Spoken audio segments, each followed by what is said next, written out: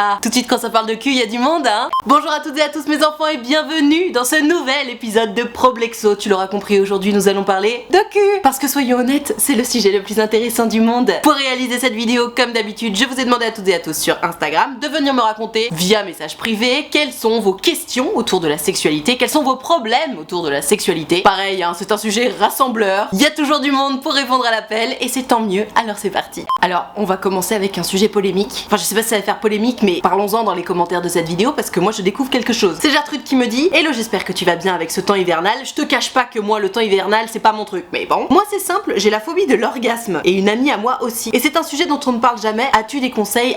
#Problexo. Alors, est-ce qu'on peut juste rappeler ce que c'est une phobie? Je vais chercher la définition sur Google, on va la lire parce que j'ai l'impression que le mot phobie il est vraiment utilisé à tort et à travers. Et dans ce cas-là, ça devient presque un peu ridicule parfois. Phobie, définition. Alors, phobie, peur morbide, angoisse éprouvée devant certains objets, actes, situations ou idées. Deuxièmement, peur ou aversion instinctive. Voilà, donc une phobie c'est quand même la peur morbide. Donc si tu m'expliques que tu as une peur morbide d'avoir un orgasme, ce qui est quand même censé être la sensation la plus agréable sur Terre, comment te dire? Ça me surprend. Alors après, de toute façon, d'expérience, il faut garder l'esprit ouvert. Si tu me dis que t'as la phobie de l'orgasme, bah écoute, c'est un problème, tu vois, ça fait chier. Et en même temps, j'ai envie de te poser la question, es-tu vraiment sûr d'avoir déjà eu un orgasme dans ta vie? Parce que tu sais, pour avoir peur de quelque chose, mais pour avoir une phobie, j'entends. Parce que tu sais, tu peux avoir peur du nouveau, des choses qu'on ne connaît pas. À la limite, ça peut être une forme d'angoisse. De se dire, ah bah je vais tenter quelque chose que je connais pas, quelque chose de nouveau, je vais être confrontée à une situation dans laquelle je n'ai pas le contrôle, notamment l'orgasme. Mais que tu me dises que t'as une phobie, je me dis, est-ce que le mot est pas un peu fort? Alors je sais, je suis hyper tatillon sur les mots de vocabulaire, mais je trouve que chaque mot a un sens et c'est hyper important d'utiliser les mots correctement parce que, tu sais, si tu commences à te dire j'ai la phobie de l'orgasme, déjà que c'est difficile, notamment pour une femme, de réussir à trouver comment avoir un orgasme. Si tu commences à te dire avant même de l'avoir expérimenté que t'as la phobie de l'orgasme,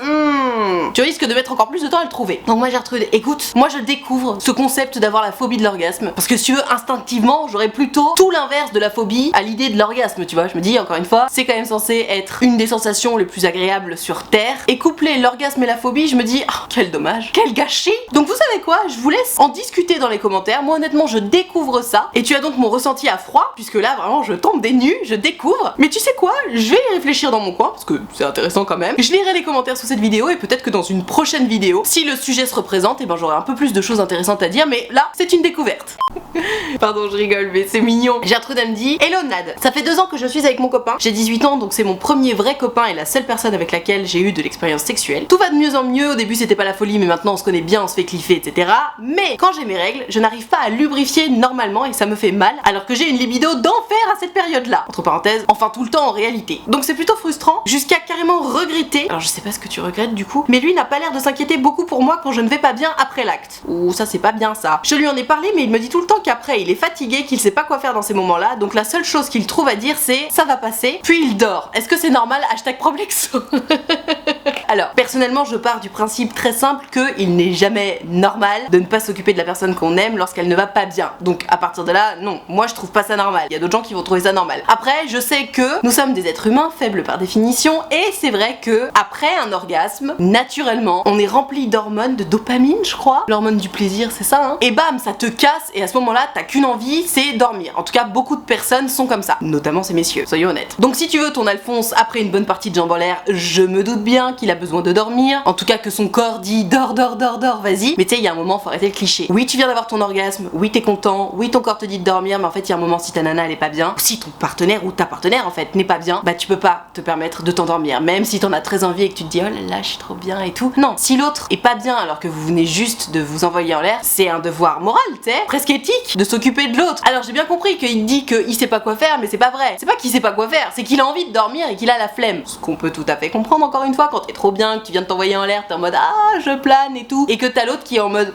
ça va pas, j'ai besoin de toi, t'es en mode putain, vas-y fais chier. Mais il y a un moment, faut prendre sur soi. Tu m'expliquerais que ce sera à chaque fois, je te dirais bah il y a peut-être un problème, peut-être que t'as besoin d'en parler, etc. Là, si tu me dis que de temps en temps, bon, t'as quand même besoin de lui, de soutien, et qu'il est en mode ça va passer, t'es relou. Donc idéalement, ce qui serait bien, ce serait que lui fasse un petit effort et que quand ça va pas trop comme ça, notamment après l'acte, bah il essaie de prendre un petit peu sur lui pour te dire quelque chose d'un peu plus convaincant que ça va passer. Et de l'autre côté, que toi aussi tu fasses un petit effort peut-être, ou si tu te rends compte que bon, c'est pile après l'acte que t'es pas bien, peut-être attendre une petite demi-heure, 3/4 d'heure avant de lui en parler, comme ça tu sais que lui son coup de barre il est passé, il est plus dispo, toi t'étais pas bien certes, mais tu sais comme moi que quand on n'est pas bien on peut malgré tout attendre 20 minutes, une demi-heure, tu vois. Donc voilà, essayez l'un l'autre de faire un effort, d'accord? Tu peux lui dire que t'es pas bien, lui va faire un effort pour dire quelque chose d'un peu plus convaincant que ça va passer, et toi tu fais un effort pour attendre une petite demi-heure histoire que son coup de barre soit passé, et puis comme ça vous vous rééquilibrez l'un l'autre, tu vois. Parce que non, évidemment, c'est pas normal de te laisser comme ça si t'es pas bien alors que vous venez de vous envoyer en l'air, non, c'est pas possible. C'est pas sympa en fait. Et puis toi ça te met en insécurité, tu sais, c'est un peu en mode ah bah d'accord, t'as eu ce que tu voulais, maintenant tu me laisses toute seule comme une conne, pas sympa quoi. Donc voilà, trouvez un compromis. J'irai pas jusqu'à te dire que c'est anormal non plus, je dirais surtout que c'est pas cool. Que c'est pas cool et qu'il faudrait que tous les deux vous mettiez un petit peu d'eau dans votre vin pour justement trouver un point de rencontre à mi-chemin. Oh, gros débat. Mon mec a des fantasmes de soumission, domination qu'il entretient avec des personnes en ligne. Est-ce de la tromperie? Dois-je le pardonner et accepter? #Problexo. Oh, gros débat. Parce que c'est toujours pareil, ça dépend de quel point de vue tu te places en fait. Et au-delà du point de vue, ça dépend de ta sensibilité. C'est évidemment pas à moi de te dire si oui ou non tu dois pardonner, et c'est encore moins de mon ressort de décider si oui ou non c'est de la tromperie. En fait, je suis bien placée pour savoir que chaque couple a son équilibre. Je dis que je suis bien placée parce que je suis tellement confrontée à plein d'histoires différentes que vraiment, combien de fois je suis tombée sur des histoires où je me disais oh my god, ça ce serait tellement pas pour moi, et les gens en question étaient trop bien dans leur couple et vice versa. Donc ma Gertrude, si tu m'expliques que vous êtes assez ouvert, que vos limites sont assez larges par rapport à des limites standards, on va dire, que toi le délire soumission domination c'est pas du tout pour toi, et que du coup bah c'est ok pour toi qu'il aille faire ça en ligne, etc., que d'ailleurs t'étais au courant et puis que bon maintenant ça commence à te saouler, c'est pas du tout la même chose que il t'en a jamais parlé, tu découvres ce fantasme là, ça fait des années que ça dure et t'es pas du tout d'accord et tu te sens trompé, tu vois. Parce qu'en fait à ce moment là il faut que tu te poses la question pour toi, comment je me sens? Est-ce que je me sens trahi? Oui, non. Bon, vu ton message j'imagine que oui. Est-ce que j'ai envie de comprendre? Est-ce que j'ai envie d'en discuter avec mon mec? Oui ou non? Parce que tu sais, parfois on se sent trahi et on est juste en mode ok c'est fini, juste tu m'as trahi, je veux pas en savoir plus, c'est goodbye. Et il y a des moments où on se dit waouh, là je me sens pas bien, et en même temps j'ai envie de comprendre pourquoi t'as fait ça, qu'est-ce qui s'est passé, pourquoi tu m'en as pas parlé, enfin tu vois, j'ai si peu de détails dans ton histoire que honnêtement je pourrais t'en parler des heures pour faire tout l'arbre des possibilités. Mais là, pour essayer de répondre aux questions que tu te poses,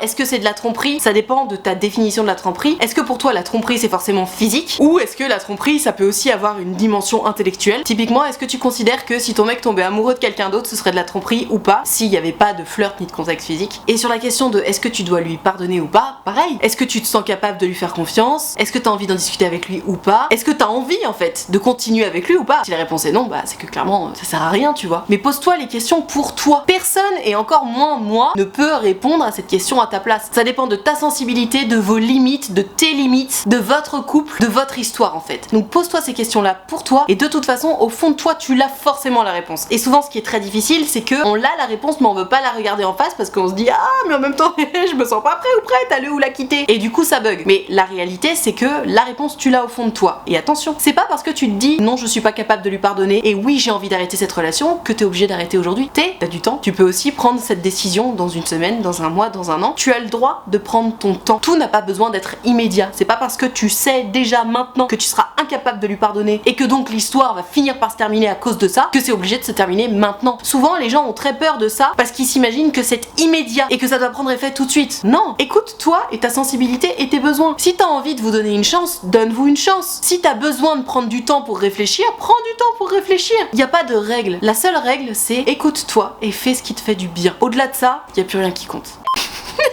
J'adore, j'ai l'impression d'être une référence. Gertrude, elle me dit hello Nad, as-tu quelque chose contre les premières fois avec un plan cul? Entre parenthèses, en tout cas pas avec son propre copain. J'ai un peu envie d'un copain, mais j'ai envie quand même d'un truc pas prise de tête, #Problexo. Alors, ma Gertrude, la façon dont tu me poses ta question me fait rire parce que tu me demandes si j'ai quelque chose contre ça, comme si tu sais j'étais la voix de la raison. Puisque tu me poses la question, je vais te répondre. Effectivement, pour moi-même, j'aurais pas eu envie de faire mon entrée dans ma vie sexuelle avec un ami. De toute façon, d'une manière générale, puisque c'est ma définition de l'amitié, et comme je te l'expliquais au début de cette vidéo, j'accorde une importance accrue aux mots de vocabulaire. Pour moi, quelqu'un qui est ton ami, ce n'est pas quelqu'un avec qui tu as envie de faire l'amour. Si tu as envie de faire l'amour avec cette personne, c'est qu'on n'est pas dans le contexte de l'amitié. L'amitié, à mon sens encore une fois, égale pas d'attirance physique, pas d'attirance sexuelle et pas de flirt. Et jamais. Bref, ce petit point de définition étant passé, ma Gertrude, si ça te fait envie, vas-y. Si t'as envie de t'envoyer en l'air avec ce mec-là, si tu as confiance en lui, si tu te sens bien avec lui, si t'as envie de quelque chose de pas prise de tête comme tu dis et que t'as le sentiment qu'avec lui ce sera pas prise de tête, mais go!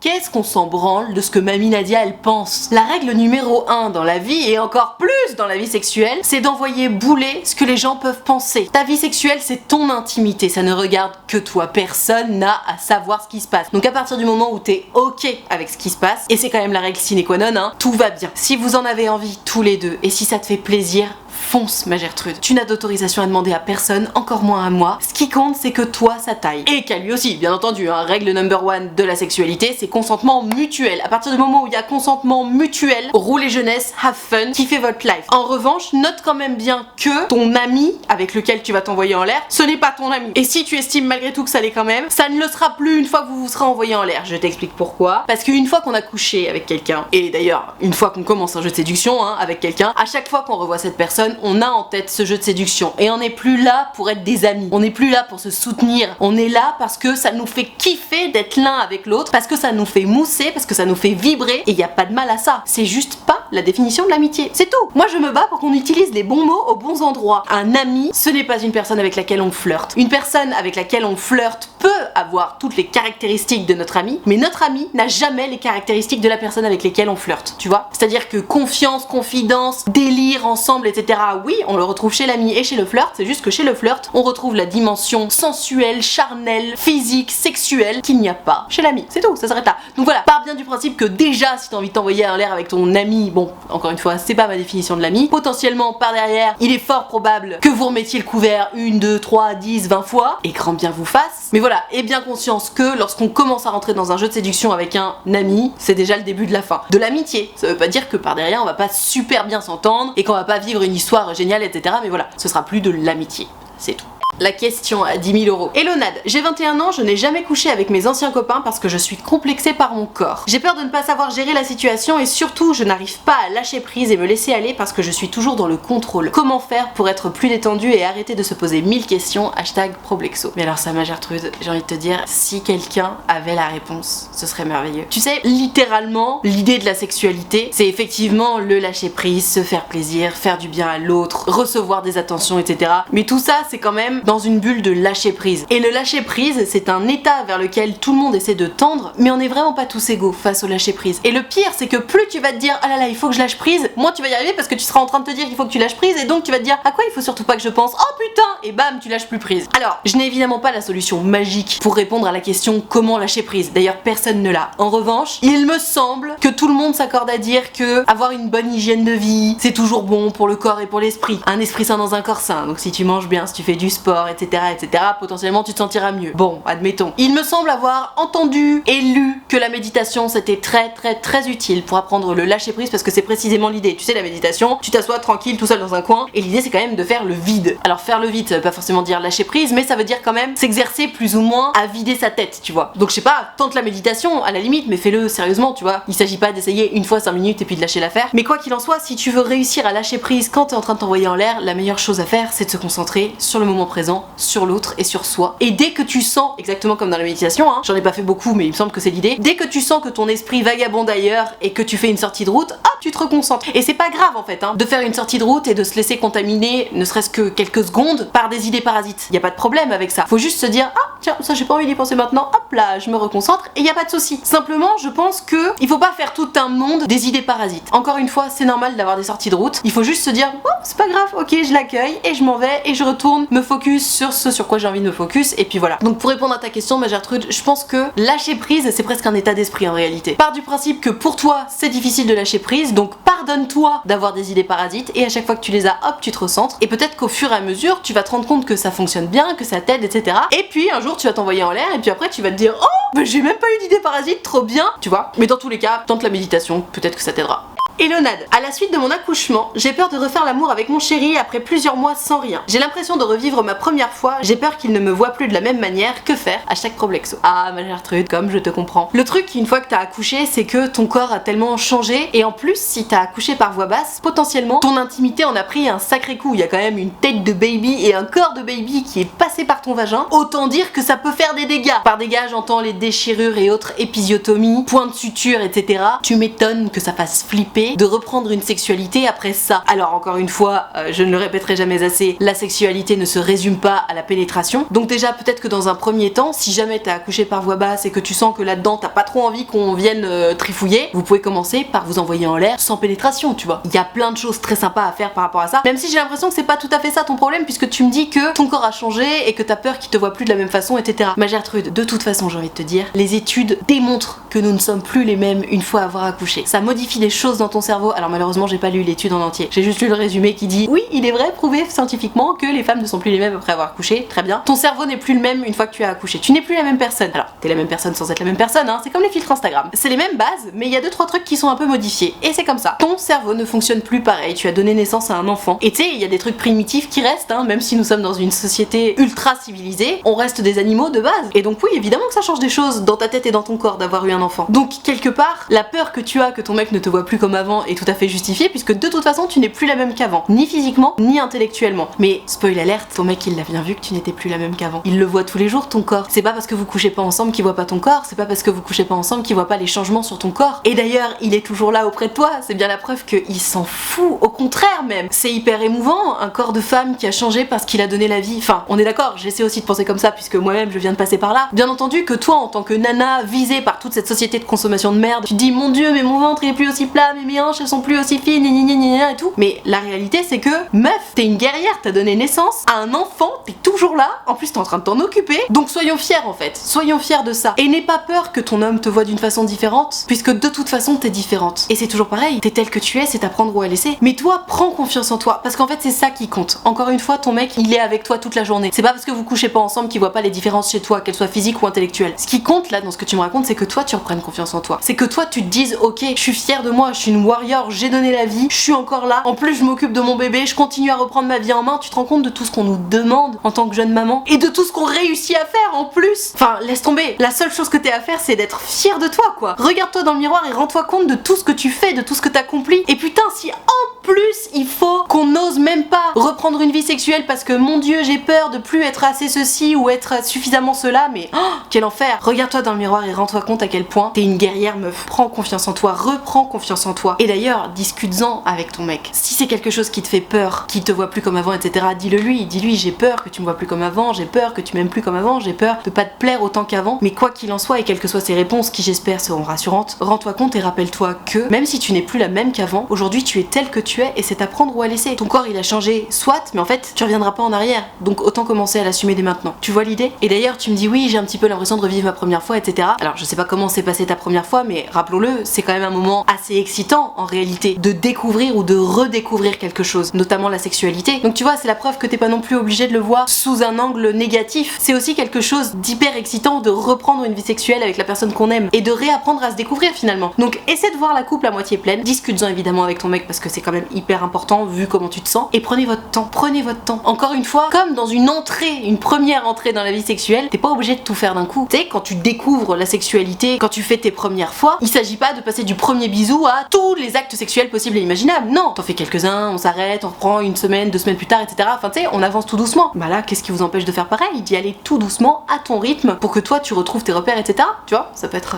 intéressant. Enfin bref, je vais m'arrêter là, mais j'espère que ça t'aura aidé et surtout, regarde-toi dans le miroir et reprends confiance en toi parce que t'es une warrior meuf. Voilà, je vais m'arrêter là pour ce nouvel épisode de Problexo. J'espère que ça t'a plu, que ça t'a intéressé, j'espère que ça a répondu à certaines de tes interrogations. En tout cas, si t'as kiffé, n'hésite pas à mettre un pouce bleu. Tu peux aussi t'abonner à cette chaîne YouTube, ça me fera drôlement plaisir. Si t'as envie de venir me raconter ton histoire en direct et en privé surtout, donc que ça ne passe pas en vidéo, comme tu le sais déjà, c'est possible. Tu peux prendre rendez-vous sur mon site utilefutile.fr. Tu peux choisir un rendez-vous de 20 minutes ou de 45 minutes selon si ton histoire est longue ou pas, selon si t'as beaucoup de choses à raconter. Et tu peux décider de me raconter tout ça à l'écrit, au téléphone ou en visio, selon ce qui te met le plus à l'aise, parce que c'est quand même très important d'être à l'aise quand on parle de soi. Dans tous les cas, si t'as envie de prendre rendez-vous avec moi mais que t'oses pas ou que t'as peur ou quoi que ce soit, n'aie pas peur, tu ne me déranges pas, c'est toujours un grand plaisir pour moi de vous avoir en rendez-vous, donc tu n'hésites pas, utilefutile.fr, le lien est dans la barre de description. Je te rappelle également que l'option de souscription payante à ma chaîne YouTube est activée, ce sont les abonnés de Diamant, ils sont là pour me soutenir, c'est la raison pour laquelle il y a une cotisation de 5€ par mois ou plus si tu veux et que tu peux. Et moi pour les remercier de tout ce soutien, je leur fais régulièrement des lives directement sur YouTube, c'est hyper sympa, on discute tous ensemble. Ils ont aussi un serveur Discord dans lequel ils discutent entre eux, ils font connaissance, donc si t'as envie de venir les rejoindre, tu n'hésites pas, il y a un lien dans la description. Il y a aussi les super thanks maintenant, c'est trop bien ce truc là, si t'as envie, n'hésite pas à cliquer, voilà, ça me soutiendra aussi. Et tout ceci étant dit, il ne me reste plus qu'à te remercier infiniment d'avoir suivi cette vidéo en entier, et moi en attendant la prochaine vidéo, je te fais des très gros bisous. Ciao.